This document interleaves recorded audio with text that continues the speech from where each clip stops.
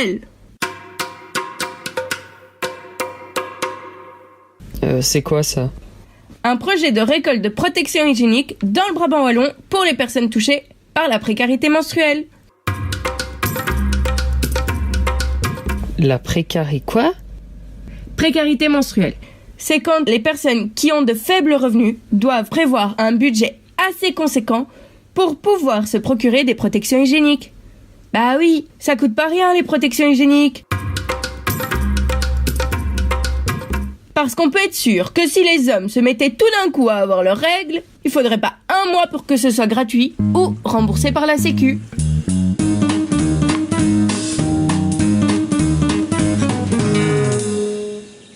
Et qui fait ça ? Le projet a été monté par le collectif des croqueuses du Brabant wallon qui avait envie de prendre les choses en main. C'est dans quel but ? Répondre à cette précarité menstruelle par un acte de solidarité. Et puis, plus précisément, à faciliter l'accès aux protections hygiéniques pour toute personne dans le besoin, et ce, de manière permanente. D'ailleurs, toutes les récoltes seront redistribuées aux personnes qui sont touchées par cette précarité. Génial, et ça se passe où ? Dans un premier temps, vous pouvez venir aujourd'hui, 19 décembre, déposer des protections hygiéniques ici à Radio 27.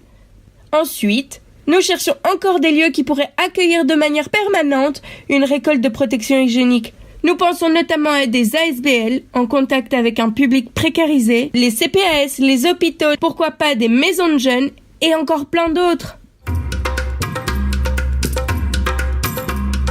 Donc, si vous êtes intéressé, vous pouvez nous contacter à l'adresse mail suivante, lescroqueuses@gmail.com. Ils sont en panne, nous on s'en mêle.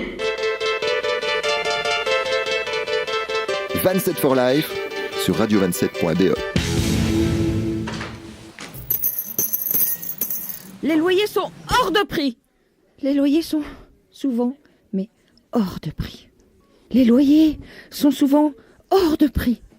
Les loyers sont souvent hors de prix. Les loyers sont souvent hors de prix. Je rêve d'avoir une maison adaptée où il ne manque aucune chambre sans souffrir d'humidité et de champignons. Je rêve d'avoir une maison pas trop grande avec un petit jardin et de plein pied. C'est quand même terrible de ne pas avoir de sécurité dans les habitations sociales. Monsieur le bourgmestre, il faut voter pour toi, cette fois-ci je vote pas pour toi. Parce que tu nous promets de toutes sortes. Et je suis fâchée. Il faut de la sécurité pour tous les gens du monde entier en Belgique. Tout le monde devrait disposer d'un logement conforme à la dignité humaine. Article 25. Déclaration universelle des droits de l'homme. Les logements. Toute personne a droit à un niveau de vie suffisant pour assurer sa santé, son bien-être et ceux de sa famille, notamment pour l'alimentation, l'habillement, le logement, les soins médicaux, ainsi que les services sociaux nécessaires, l'habillement, le logement, les soins médicaux, ainsi que pour les services sociaux nécessaires, d'invalidité, déclaration universelle des droits de l'homme. Et dans les autres cas, les soins médicaux, à un niveau de subsistance suffisant par suite de assurer sa santé indépendante, son bien-être et ceux de sa famille, notamment pour l'alimentation, le logement,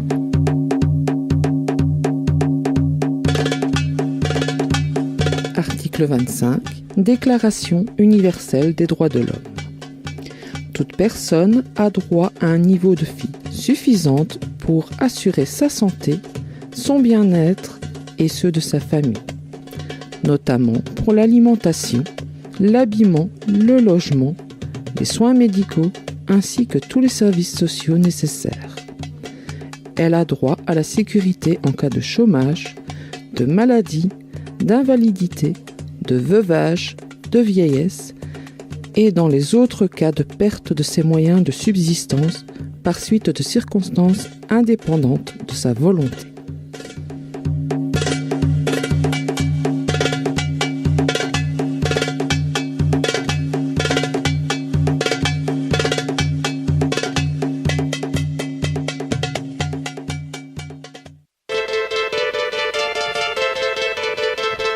27 for Life sur radio27.be. Hello à toutes et tous. Bonjour Laurence. Bonjour Jean. Eh bien, je pense que la séquence que l'on vient d'entendre, on peut deviner de quoi on va parler maintenant. Oui, effectivement, Jean. Nous accueillons Hyacinthe, qui est coordinatrice responsable de Vie féminine Brabant Wallon, comme vous le savez déjà sûrement. Et elle va nous partager des vécus et des difficultés des femmes dans leur accès au logement. Bonjour Hyacinthe. Bonjour. Bonjour Hyacinthe. Bonjour Jean. Alors aujourd'hui, on essaye d'amener une réflexion sur la pauvreté. Pourquoi avoir choisi ce thème du logement pour parler de la pauvreté et de la précarité des femmes, Hyacinthe ? Mais d'abord parce que lorsque Vie féminine a réalisé une recherche-action il y a 10 ans sur la précarité, une recherche-action, c'est une méthodologie particulière pour travailler une thématique ou un enjeu. Donc nous avons pu mettre en évidence que la précarité naît de l'interdépendance entre différents domaines de la vie, comme l'emploi, la culture, la santé, le couple, la mobilité et évidemment le logement aussi. Ça veut dire que le moindre élément qui dérape peut générer une série d'effets en cascade. On l'a entendu déjà dans les émissions précédentes. On peut visualiser ceci comme une étoile. Ces branches sont les différents domaines de la vie et le cœur de l'étoile, c'est la précarité. Donc le logement, c'est une branche de cette étoile de la précarité.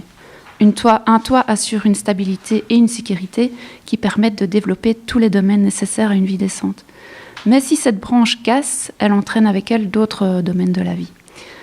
Alors dans cette recherche-action, nous avons pu mettre en évidence aussi que les inégalités structurelles dont les femmes sont victimes, mais aussi les stéréotypes, plongent les femmes dans ces situations précaires. Comme en témoignait une des participantes à la recherche-action disait « Être femme, c'est déjà être précaire ». Et alors en 2016, Vie féminine a aussi réalisé une étude sur le droit au logement. Mais je vous propose de revenir plus tard dans cette émission avec une séquence sur les résultats de cette étude. Mais Hyacinthe, si je ne me trompe pas, je pense que vous avez aussi réalisé ce lundi une émission sur Radio 27 à propos du droit au logement. Oui, en effet, un groupe de femmes de Nivelles qui viennent à nos activités à l'Espace Femmes ont voulu réaliser une émission radio sur le droit au logement. Ces femmes, en échangeant entre elles, se sont rendues compte qu'il y avait beaucoup à dire sur ce qu'elles vivent comme difficultés dans l'accès au logement. Il y en a qui sont dans des situations très très problématiques pour elles et pour leur famille. Elles avaient envie de mieux comprendre pourquoi les institutions, les services publics, les politiques ne prennent pas en compte, ne prennent pas au sérieux leurs problèmes. Elles avaient aussi envie de comprendre comment fonctionnent ces institutions, par exemple comme l'AIS. Enfin, elles ont voulu aussi aller à la rencontre des femmes à qui on ne donne pas souvent la parole, qui sont parfois cachées. D'ailleurs, la séquence qui a ouvert l'émission est une des capsules que l'on peut entendre dans l'émission de lundi et qui qu'on pourra podcaster en janvier sur Radio 27. Donc, elles ont collaboré avec l'Ouvre-Boîte, ici à Nivelles, en faisant des animations. Elles ont créé des capsules qui constituent en partie cette émission. Donc, Hyacinthe, tu parles donc des femmes qu'on n'a pas l'habitude d'entendre, qui racontent un peu leur vécu, et donc voilà, elles sont un peu invisibles, hein, comme on en a déjà parlé tout à l'heure. Et tu penses à des situations particulières, à des situations dans la ville, des lieux.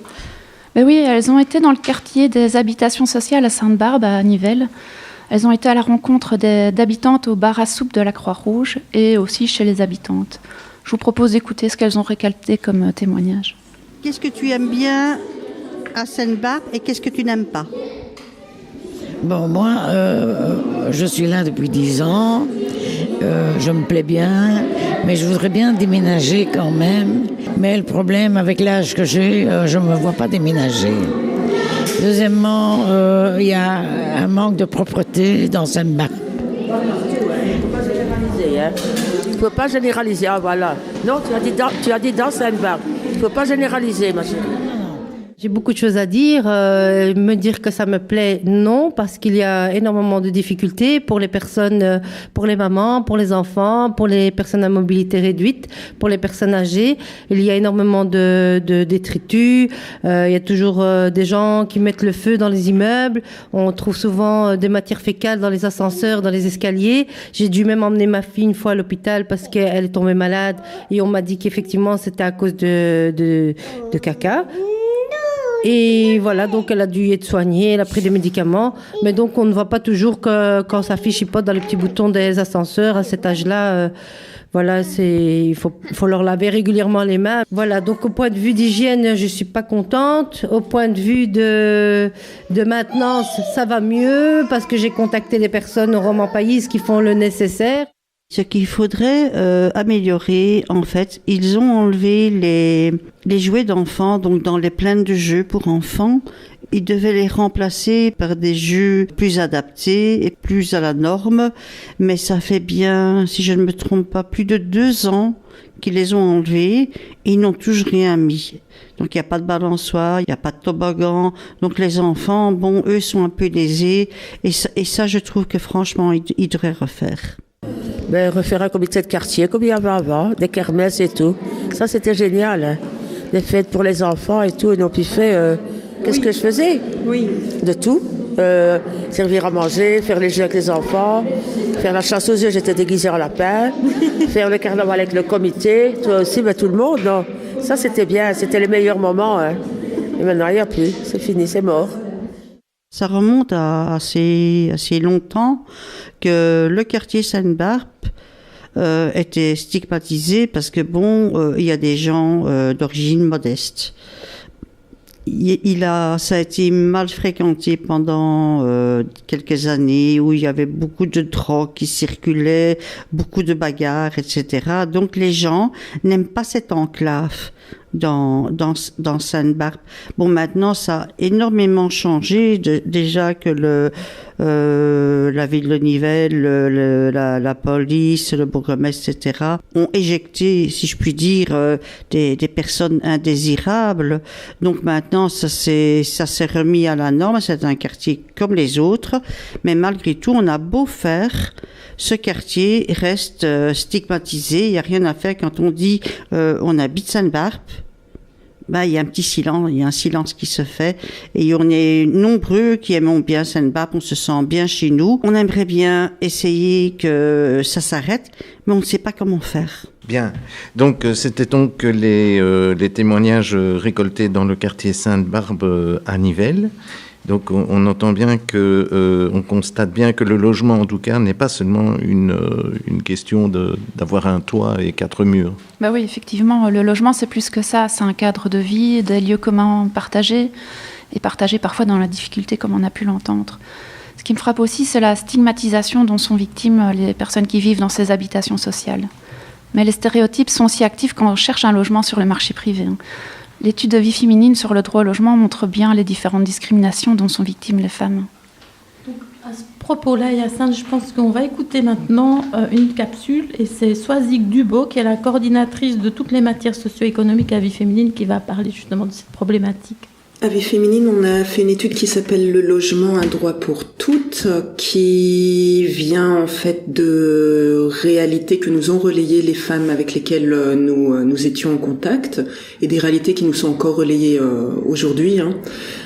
On a voulu creuser ce qui se passait au niveau du logement, plus particulièrement en se posant la question de la situation spécifique des femmes dans l'accès au logement.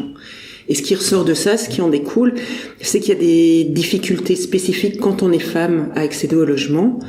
La première, sans trop de surprise, c'est lié à la précarité matérielle des femmes. Autre chose, ce qui est ressorti frontalement, c'est aussi toutes les discriminations sexistes qui viennent s'ajouter à cette précarité matérielle, qui viennent gêner les femmes dans leur accès au logement. Les discriminations sexistes, qu'est-ce que ça veut dire? Comment ça se manifeste? Déjà, ce qu'on nous a relayé, c'est des discriminations directes, c'est-à-dire qui viennent quand on recherche un logement, qui émanent des propriétaires, quand on est candidate locataire, des propriétaires qui refusent de louer à des femmes. Alors pourquoi?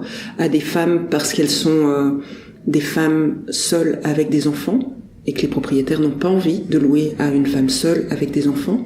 Des propriétaires qui refusent de louer à des femmes seules, même sans enfants, des femmes seules simplement parce qu'elles sont des femmes, parce qu'il y a des stéréotypes, des préjugés qui persistent encore de nos jours. Donc des femmes qui s'entendent dire qu'elles ne sauront pas s'occuper d'un jardin, qu'elles ne sauront pas faire le petit entretien d'un appartement, comme si c'était inné et lié aux chromosomes. Donc on est vraiment sur des représentations tout à fait fausses.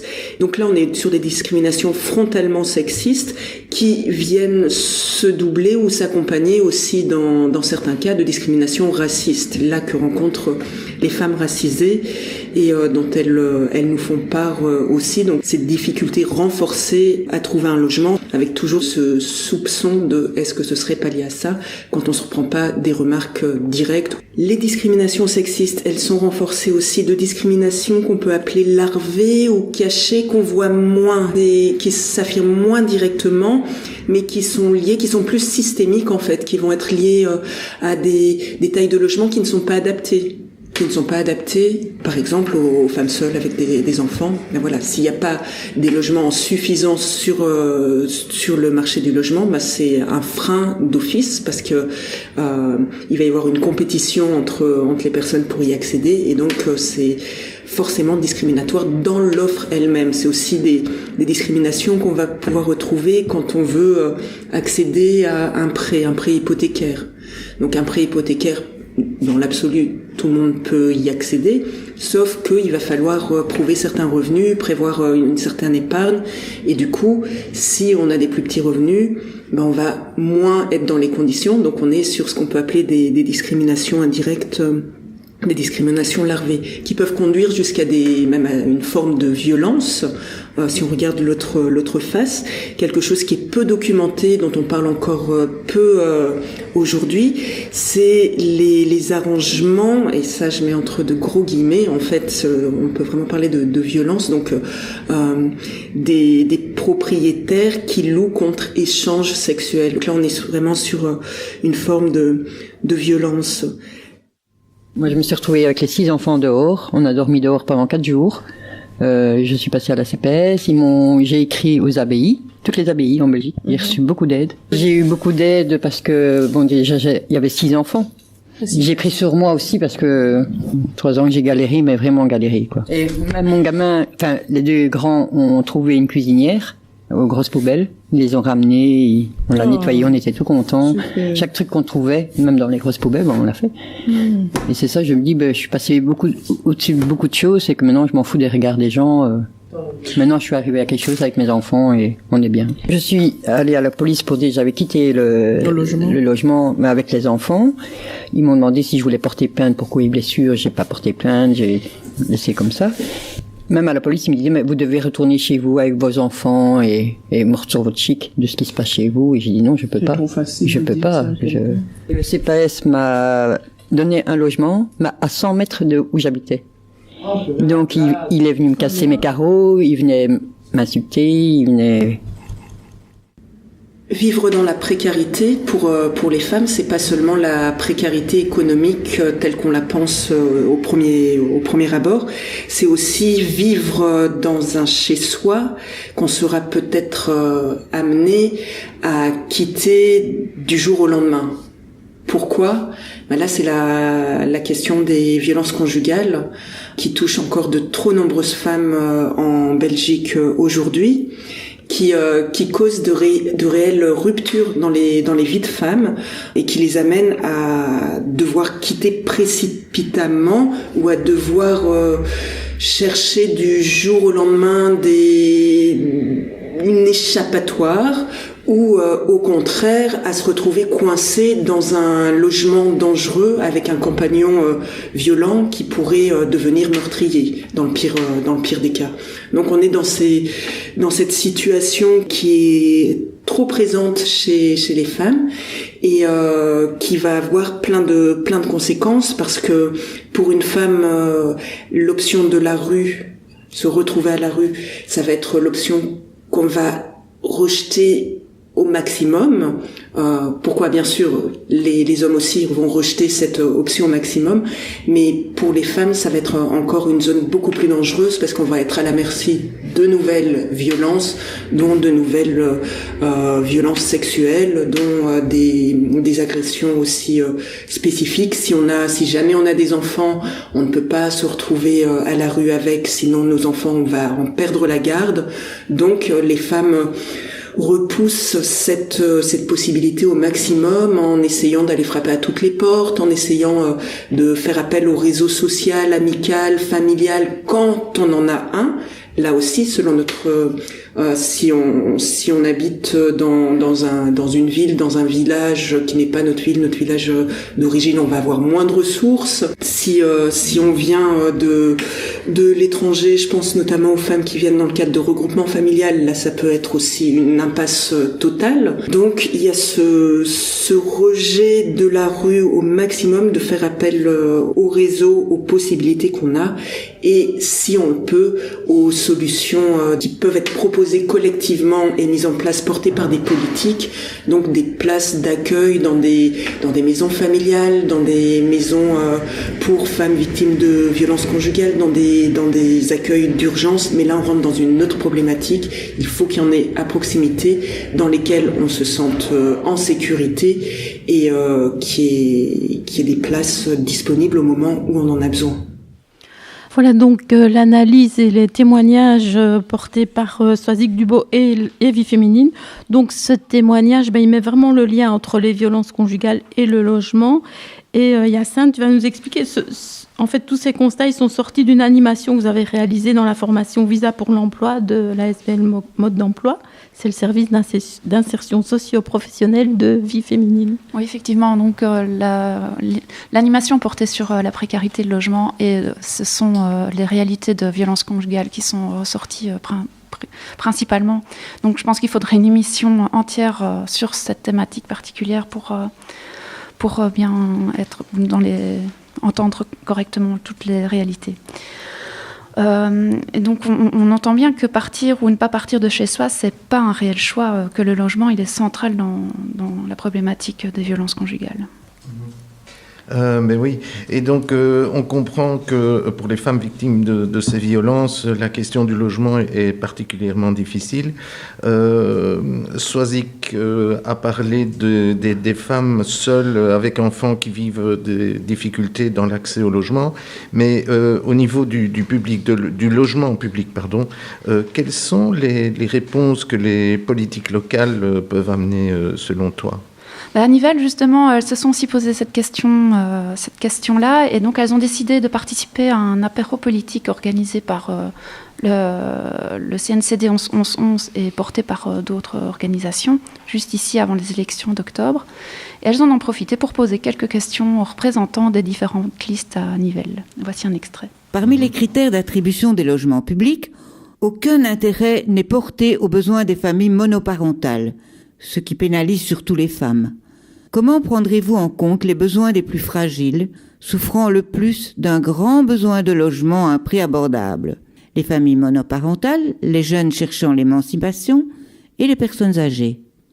Pour la liste du bourgmestre, Louis-Xavier Bouillon et Colette Delmotte.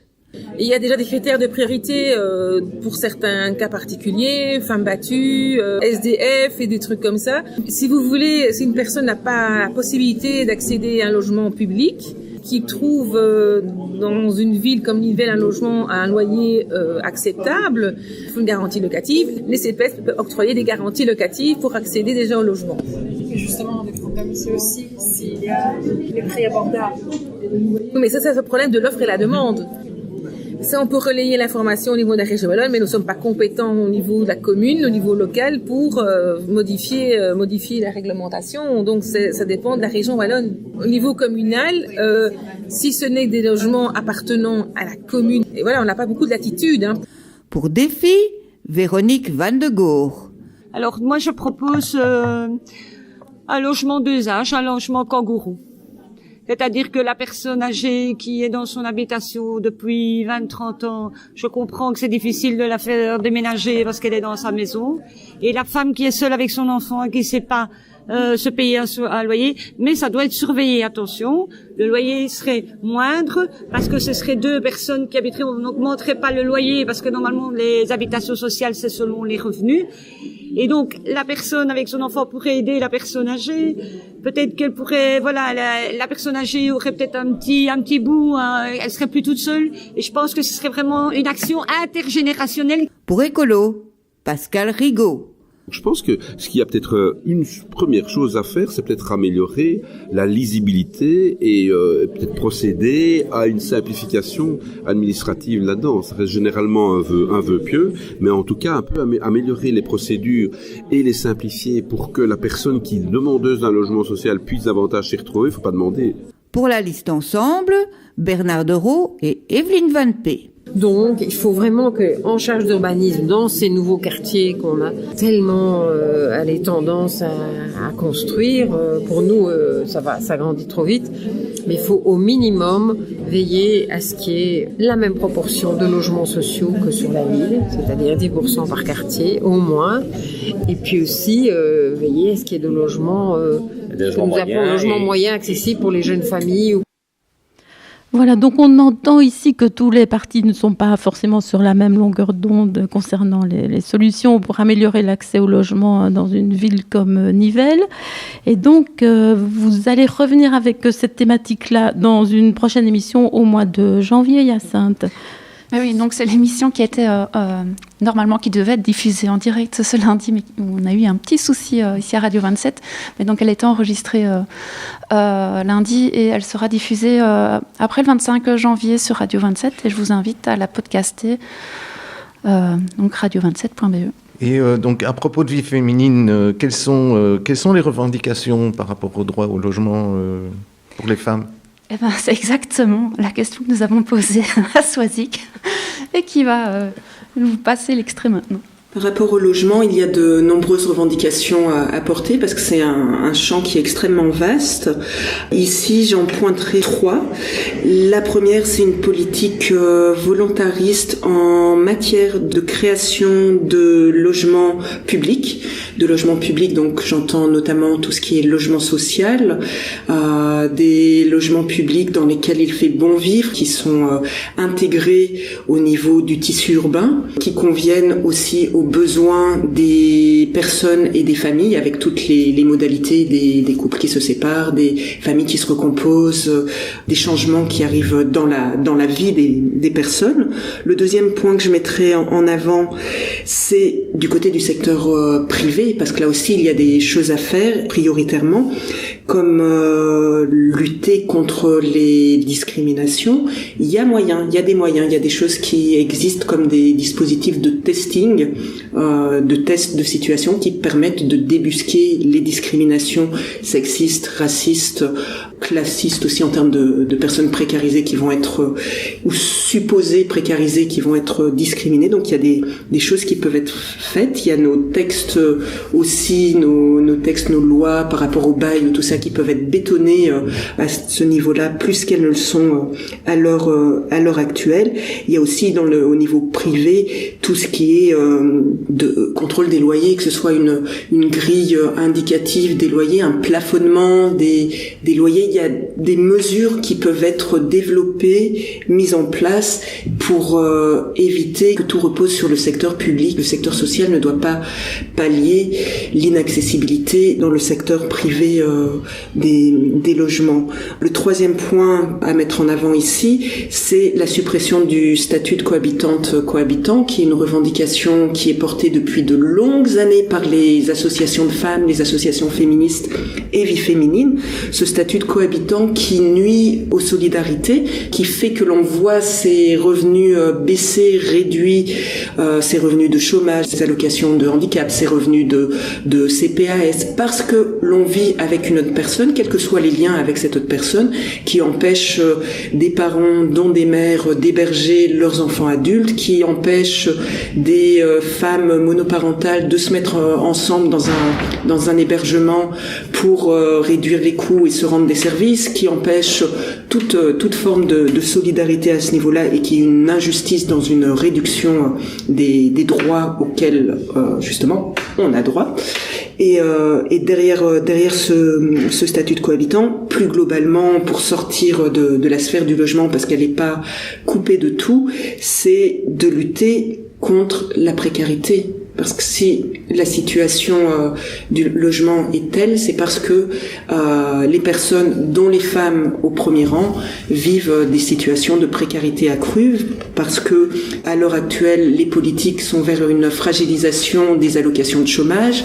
On a vu l'exclusion des allocataires d'insertion, des réductions dans le temps, des montants qui diminuent. Au niveau des pensions, on reste sur des petites pensions, et les réformes qui sont pensées à l'heure actuelle avec un système à points, avec une baisse des assimilations, ne vont pas améliorer la situation. Donc vraiment des choses à mener à ce niveau-là. Mais voilà, donc ceci met bien en lumière en fait qu'il y a pas mal d'éléments dans les politiques actuelles qui impactent fortement le quotidien des femmes. Donc elle a parlé des allocations de chômage, du statut de cohabitant, des petites pensions. Et donc l'accès au logement, voilà, c'est une partie de la problématique. Et c'est tout ça qu'elle vient d'éclairer. Donc merci à Vie Féminine pour cet éclairage. Et puis c'est à creuser, à poursuivre bien sûr toutes ces analyses et la concrétisation d'actions sur le terrain. Eh bien oui, merci Yacinthe pour ce bel éclairage sur la précarité et le mal logement des femmes. Merci à vous, et donc rendez-vous en janvier pour écouter l'émission Toi mon Toi, qui était réalisée par les femmes de Vie Féminine à Nivelles, où on pourra entendre d'autres sujets. J'ai pas pu ici amener tous les sujets qui ont été abordés dans cette émission, mais on parle du fonctionnement du service logement à Nivelles, ou encore de l'AIS, l'Agence immobilière sociale du Brabant wallon, ou notamment aussi, Laurence, le sujet des communes hospitalières dont tu vas parler dans la prochaine émission maintenant. Voilà. Bonne journée à toutes et à tous. Les femmes précaires vivent beaucoup de difficultés en rapport avec le droit au logement. Incomprises, elles se retrouvent finalement dans des logements inadaptés pour elles et pour leurs enfants. Et pour ne pas arranger les choses, elles peuvent aussi faire l'objet de discriminations sexistes, voire racistes, lors de leur recherche de logement. Il y a notamment des femmes qui se retrouvent obligées de quitter leur domicile à cause de violences conjugales. Le logement n'est plus alors une question de choix, mais de survie. Et pendant ce temps, certains partis proposent des solutions et d'autres se cachent derrière le fédéral. Le logement, ce n'est pas que 4 murs. C'est un quartier, des voisins, une plaine de jeux, bref, un environnement global. Cet environnement devrait être agréable pour tous et surtout pour toutes.